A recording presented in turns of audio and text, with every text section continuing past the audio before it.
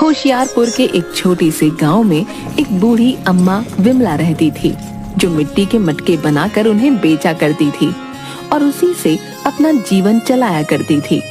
विमला के 2 बेटे थे, गुड्डू और बबलू। गुड्डू बहुत मेहनती था और अक्सर पढ़ाई के बाद मटके बनाने में बूढ़ी अम्मा की मदद किया करता था। लेकिन बबलू बहुत ही कामचोर और घमंडी था। वो अपनी बूढ़ी माँ की बिल्कुल भी मदद नहीं करता था। एक दिन विमला बहुत बीमार पड़ गई।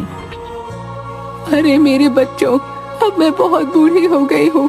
मुझसे अब ये मिट्टी के घड़े नहीं बनाए जाते और ना शहर जाकर बेचे जाते हैं। तुम दोनों अब बड़े हो गए हो। मैं चाहती हूँ कि तुम दोनों ही अब मिट्टी के घड़े बनाया करो और शहर जाकर अच्छे दाम में बेचा करो। ये घर इसी मिट्टी के काम से चलता है मेरे बच्चों। अरे माँ, ये क्या कर रही हो? मैं और मिट्टी के घड़े बनाऊंगा? बिल्कुल नहीं, ये छोटा काम मुझसे नहीं होगा। मैं कुछ बड़ा करूंगा, समझी? ये है ना तुम्हारा गुड्डू, ये बनाएगा तुम्हारे मिट्टी के घड़े।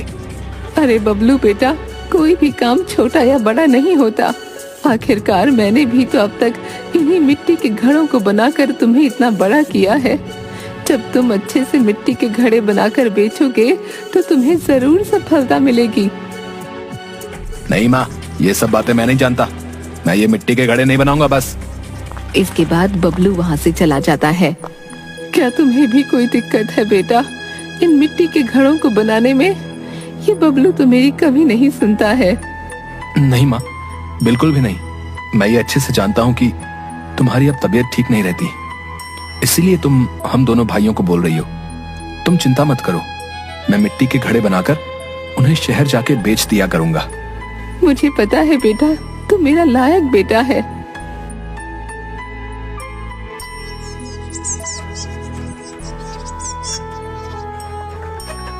गुड्डू अगले दिन से ही मिट्टी के घड़े बनाने लग जाता है। अरे कुछ नहीं होगा तेरे इन मिट्टी के घड़े बनाने से, समझा? कोई नहीं लेगा ये तेरे मिट्टी के घड़े। बेकार में ही मेहनत कर रहा है तू, समझा? मुझे नहीं पता भैया कि कोई मेरे ये मिट्टी के घड़े खरीदेगा या नहीं, लेकिन इतना पता है कि मुझे कम से कम कोशिश तो करनी ही चाहिए। हाँ ठीक है, कर ले कोशिश। मुझे क्या ही लेना देना तेरे इन मामूली से मिट्टी के घड़ों से। इसके बाद बबलू वहाँ से चला जाता है।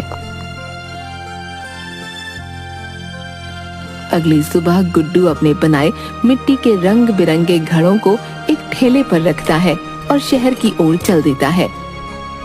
जब वो जा ही रहा होता है तो रास्ते में उसे एक औरत मिलती है। अरे ओ भाई, क्या ये रंग बिरंगे घड़े तुमने बनाए हैं? और